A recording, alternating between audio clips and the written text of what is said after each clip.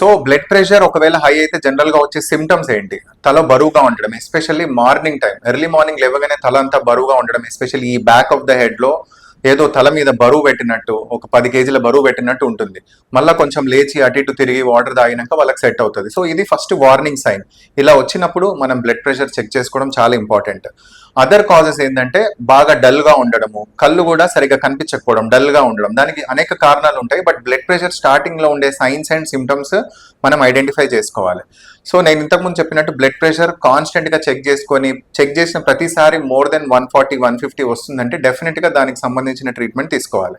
So blood pressure ఒకవేళ మనం control చేయట్లేదు, దానివల్ల వచ్చే కాంప్లికేషన్స్ ఏంటి అనేది తెలుసుకోవడం కూడా చాలా important. So blood pressure proper కంట్రోల్లో ఉంటే మనకి ఆర్గాన్స్ కి, అంటే కిడ్నీస్ కి, లివర్ కి, లంగ్స్ కి వెళ్ళే బ్లడ్ సర్క్యులేషన్ కూడా ప్రాపర్ గా ఉంటుంది.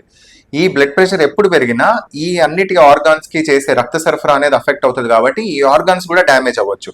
హైపర్ టెన్సివ్ రీనల్ డిసీజ్ అంటే కిడ్నీ మీద ఫస్ట్ అఫెక్ట్ పడుతుంది.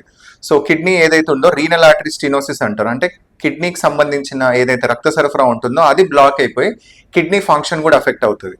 And more than that, brain అనేది ప్రాపర్ బ్లడ్ ప్రెషర్ తోనే డిపెండ్ అయి ఉంటుంది. సెరిబ్రల్ బ్లడ్ ఫ్లో అంటారు. సెరిబ్రల్ బ్లడ్ ఫ్లో అంటే బ్రెయిన్ కి హార్ట్ నుంచి వచ్చే రక్త సరఫరాని, బ్లడ్ సర్క్యులేషన్ ని సెరిబ్రల్ బ్లడ్ ఫ్లో అంటారు. సెరిబ్రల్ బ్లడ్ ఫ్లో నార్మల్ గా ఉండడానికి మోస్ట్ ఇంపార్టెంట్ హార్ట్ యొక్క ఫంక్షన్ అండ్ హార్ట్ నుంచి ఎంతవరకు ప్రెషర్ లో వస్తుంది అనేది. ఒకవేళ ఇది హై ప్రెషర్ లో బ్లడ్ ఒకవేళ వస్తే ఈవెన్ బ్రెయిన్ లో కూడా స్ట్రోక్ వచ్చే అవకాశం ఉంటుంది. హెమరేజిక్ స్ట్రోక్ అంటారు. బ్రెయిన్ లో చాలా సెన్సిటివ్ రక్తనాళాలు ఉంటాయి, చిన్న చిన్న ఆర్టీరియోల్స్ అంటారు.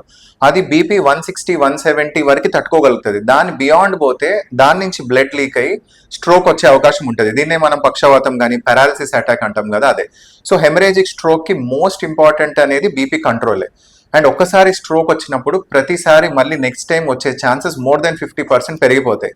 సో స్ట్రోక్ రాకున్నా కూడా, స్ట్రోక్ వచ్చిన వాళ్ళు కూడా బీపీ కంట్రోల్ చేసుకోవడం చాలా ఇంపార్టెంట్. సో బ్లడ్ ప్రెషర్ రెగ్యులర్గా చెక్ చేసుకోవడము, దాన్ని కంట్రోల్ చేసుకోవడము, ఇవన్నీ రెగ్యులర్గా చేస్తే మన ఈ థీమ్ ప్రకారం మనం happy life, long life enjoy చేయడానికి ఉంటుంది. Thank you.